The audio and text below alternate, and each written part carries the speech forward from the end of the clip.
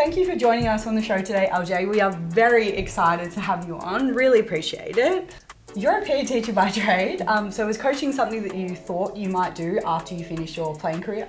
Yeah, it was. I always really enjoyed the analytical side of football, and so I never thought I'd probably get into coaching this quickly. I really enjoyed the player development space as well. However, post my AFL career, I was really lucky to get a call up to North Melbourne AFLW with Scott Gowans, a previous coach of mine. So that ignited it pretty quickly for me, but I probably always had that in the back of my mind post-playing.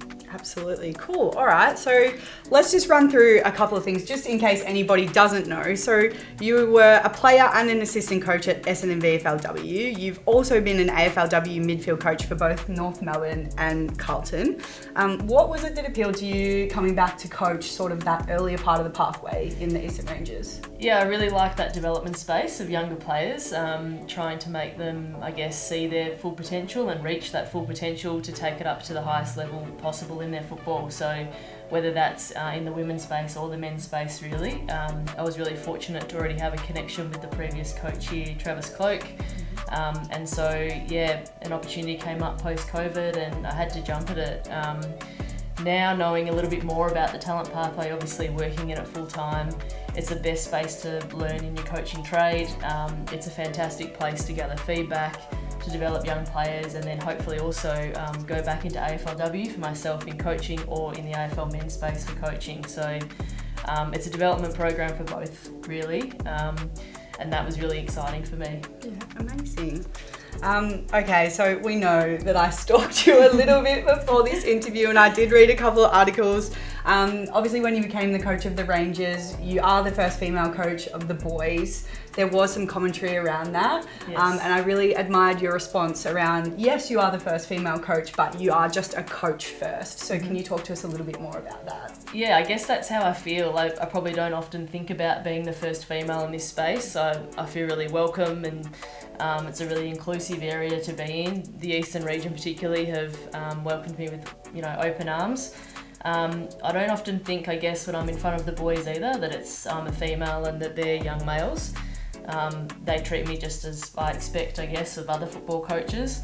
For them, I think, they've always had female teachers in their lives, aunties, sisters, mothers, figures in their life. So again, it's probably just another, female figure for them, and I hope that they feel that it's just new being in their football environment that they have a female head coach. So I can't thank, I guess, Eastern Ranges enough and the AFL for giving me the opportunity, but more importantly, the community for really getting around me and accepting me for who I am and as a coach, because that's essentially how I see myself, and I think that's how others do too.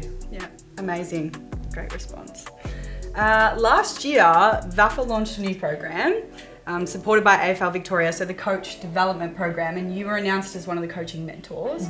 Why is it so important for you to sort of give back to the community in that way as well?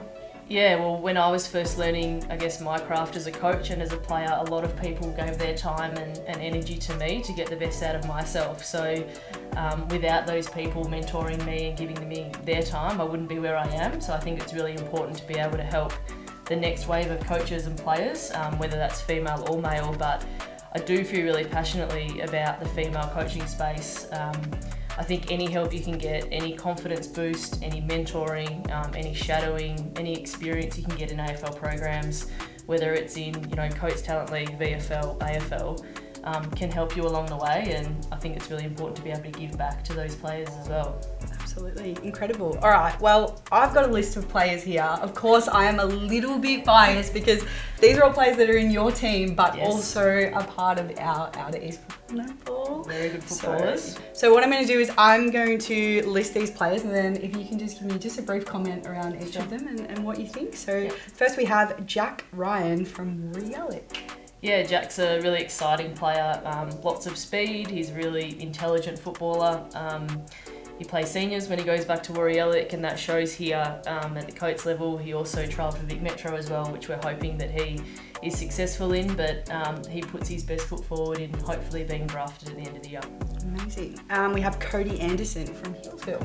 Yeah, there's a lot of hype around Cody at the moment, another player that plays seniors for Hillsville, and it shows when he's with us.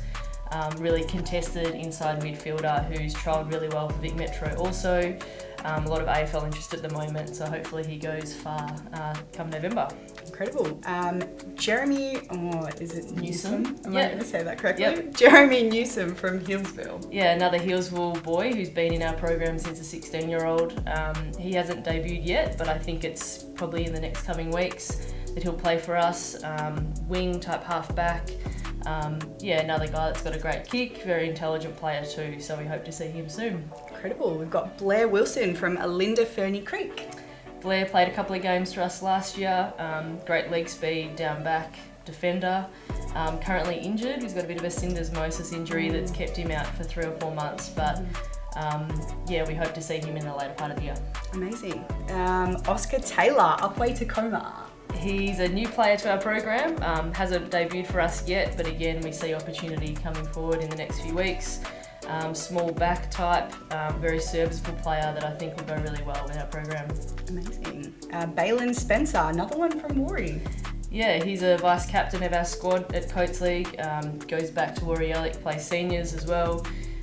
Ultimate role player, excellent midfield, half back. I think he could also play forward, but all-round type. He also trialled for Vic Metro as well. Amazing. And last one is Liam Westlake from Warburton Millgrove.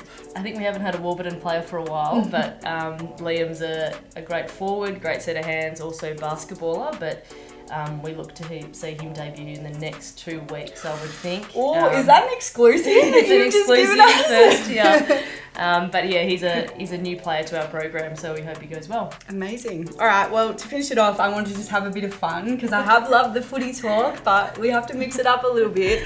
So here's a fast 5 for you. Just the first thing that comes into your head, don't take it too seriously.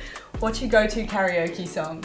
I've had a few thoughts about this, a few car belt outs just to practice, but Simply the Best by Tina Turner. Oh, great one. All right, what's your favourite movie? A movie that's called About Time with Rachel McAdams. Love her, she's so great. I love her in The Notebook too. Dinner you eat before a game? Oh, very boring, a spaghetti bolognese.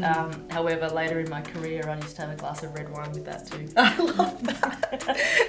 Best advice you've ever received from one of your mentors? Just be yourself because everyone else is taken. Love that. And proudest career moment? I know there's a lot to choose from, but try. That's nice. Nice of you, but AFLW debut. Incredible. Well, thank you so much for coming on the show. Thanks. We're really so excited to have you. Thank you. Can't wait for everyone to see this. Thanks for having me. No worries.